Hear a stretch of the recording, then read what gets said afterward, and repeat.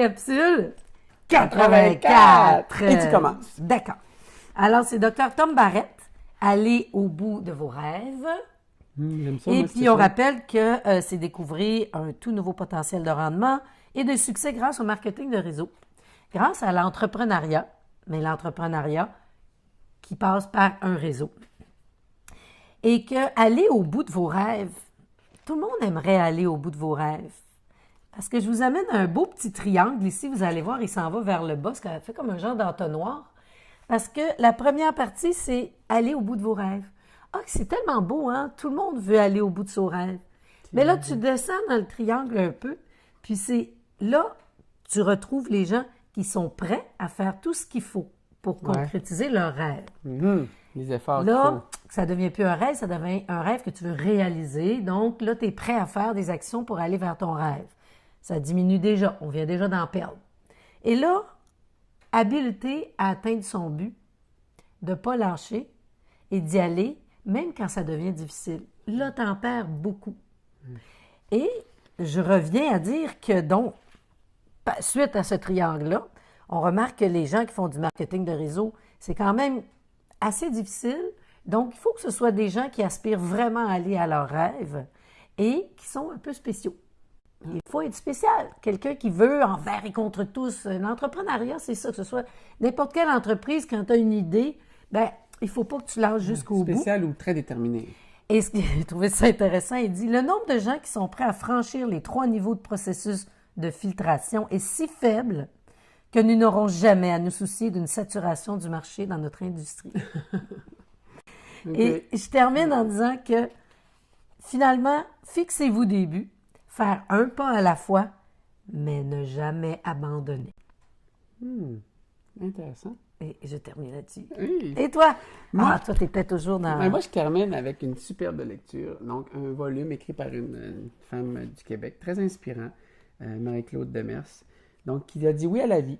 Et Marie-Claude avait une maladie de Crohn, elle avait des problèmes de colite ulcéreuse. Et elle a eu une vie très difficile, mais par la force de son caractère et éventuellement l'apprentissage de connaissances. Et c'est le chapitre que j'ai lu ce matin sur l'alimentation.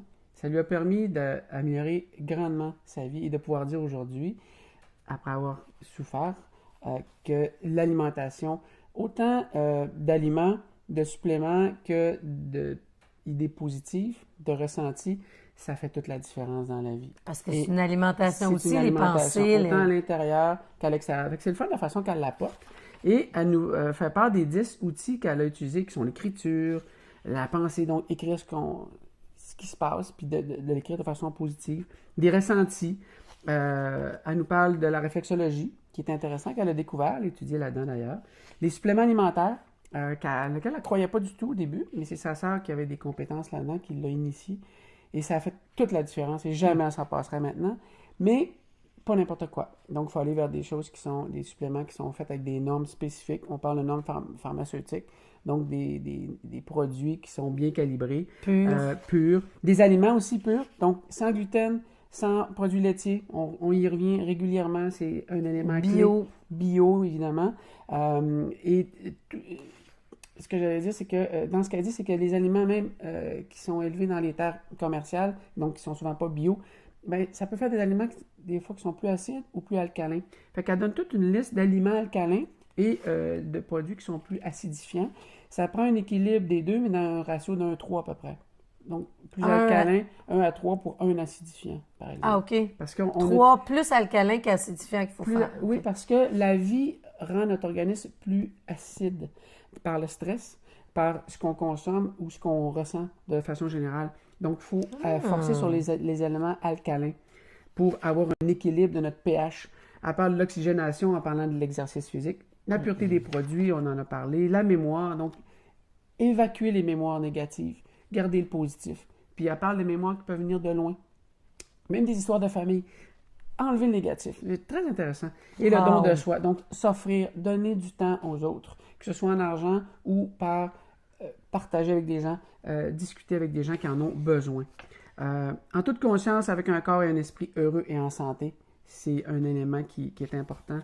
Permettons-nous de nous libérer du passé et d'agir dès aujourd'hui en créant une hygiène de vie saine afin de déployer nos ailes et d'atteindre le plus haut sommet qu'il soit. C'est un petit livre tout petit qu'elle nous dit qu'elle est heureuse de partager et ça fait d'elle une femme plus forte et plus libre. Et c'est tout simple, c'est tout gentil. Puis elle a mis une belle situation de Mère Teresa. Ne laisse personne venir à toi sans qu'il ne reparte meilleur et plus heureux. Wow! C'est comme ça que je termine. C'est beau. Alors, merci Marie-Claude. Marie-Claude Demers. C'est une belle lecture. Alors, c'est un beau cadeau. Demain, je commence d'autres choses. À demain! Ben...